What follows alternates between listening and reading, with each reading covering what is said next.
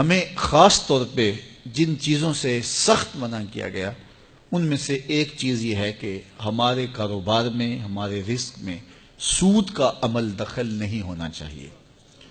سود ویسے بھی باطن کی ساری روشنی سلب کر لیتا ہے۔ مختلف مقامات پہ اللہ نے مختلف چیزیں ہمارے لیے بیان فرمائی ہیں، اور اللہ تعالیٰ کی شفقتیں ہیں کہ اللہ نے ان کی حکمتیں بھی بیان فرمائی۔ مثال کے طور پہ شراب کی حرمت بیان فرمائی تو کہا کہ اس کے اندر فائدے بھی ہیں، لیکن اس کے جو نفع ہیں ان سے جو گناہ ہے، وزر ہے اس کا، وہ زیادہ ہے۔ کفار نے کہا کہ یہ سود کو آپ نے حرام کر دیا شریعت اسلامیہ نے، اور کاروبار کو آپ نے حلال قرار دے دیا ہے، جبکہ سود اور کاروبار ایک جیسے ہی ہیں۔ وہاں بھی پیسہ لگا کر کے کچھ حاصل کیا جاتا ہے اور یہاں بھی پیسہ لگا کر کے کچھ حاصل کیا جاتا ہے، تو یہ تو دونوں ایک جیسے ہیں، اور تم کہتے ہو یہ الگ الگ ہیں۔ اللہ فرماتا ہے ایک جیسے نہیں ہیں۔ کیوں ایک جیسے نہیں ہیں؟ دلیل کیا ہے؟ اللہ اکبر! یہاں اللہ نے اپنی حاکمیت کا اعلان کیا۔ احل اللہ البیع وحرم الربا۔ ایک جیسے اس لیے نہیں ہیں، تمہارا رب ان کو ایک جیسا نہیں کہتا۔ بات ختم۔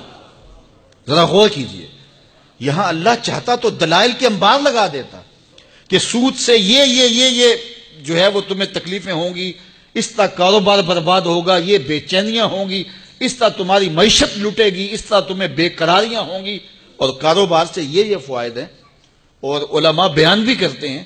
لیکن یہاں اللہ تعالیٰ نے جو انداز اختیار کیا، جب کو کہا گیا کہ سود اور کاروبار ایک جیسے ہی ہیں، اللہ نے فرمایا ایک جیسے نہیں ہیں۔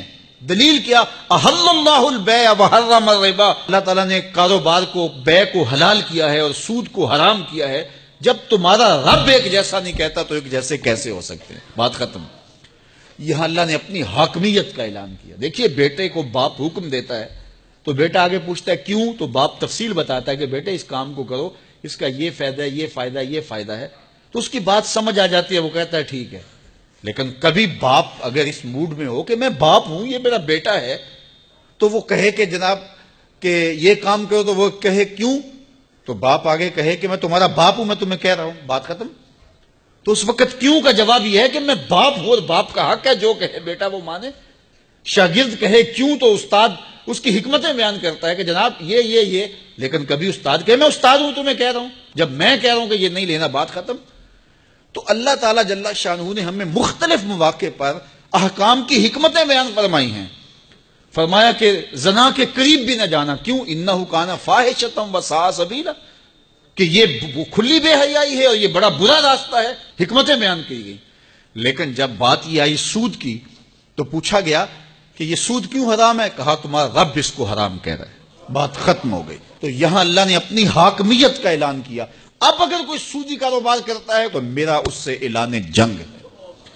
پھر وہ چین کی زندگی جی کے دکھائے، پھر وہ کاروباری نتائج کو اپنے منطقی انجام تک پہنچا کے دکھائے کہ یہ دیکھو سود کا کاروبار کیا، اس کا نتیجہ اچھا ہوا، کو کر کے دکھائے۔ میں چیلنج رب ہو کے دے رہا ہوں کہ جو سود خور ہے اس سے اعلان جنگ دیتا ہوں۔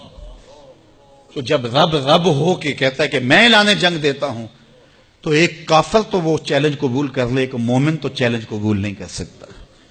اس لیے حضرت ابو ہریرہ سے مروی روایت میں ہے کہ سود کا ایک درہم ماں سے 70 مرتبہ زنا کرنے سے بدتر ہے۔ ایک درہم۔ تو کیا یہ باتیں سننے کے بعد اور یہ شرعی احکام سمجھنے کے بعد ایک مومن کا حوصلہ بڑھ سکتا ہے کہ وہ سودی کاروبار کرے؟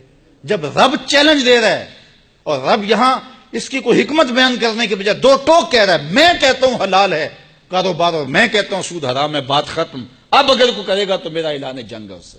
دو لوگوں کے ساتھ اللہ نے اعلان جنگ کیا، ایک کا قرآن میں سود خور کے ساتھ اللہ کے اعلان جنگ ہے، اور دوسرا حدیث میں من عاد لی ولیا فقد آذنتہ بالحرب، جو میرے ولی سے بغاوت کرتا ہے، دشمنی کرتا ہے، عداوت رکھتا ہے، اللہ فرماتا ہے میرا اس کے ساتھ اعلان جنگ ہے، میں اس کے پلے کچھ نہیں چھوڑوں گا جو میرے ولی سے دشمنی رکھتا ہے۔ تو اپنے کاروبار میں کبھی بھی آپ سود کا کوئی عنصر کسی روپ کے اندر بھی داخل نہ ہونے دیں، اللہ کے حکموں کی خلاف ورزی نہ کریں، پھر دیکھنا کیسے طمانیت آتی ہے۔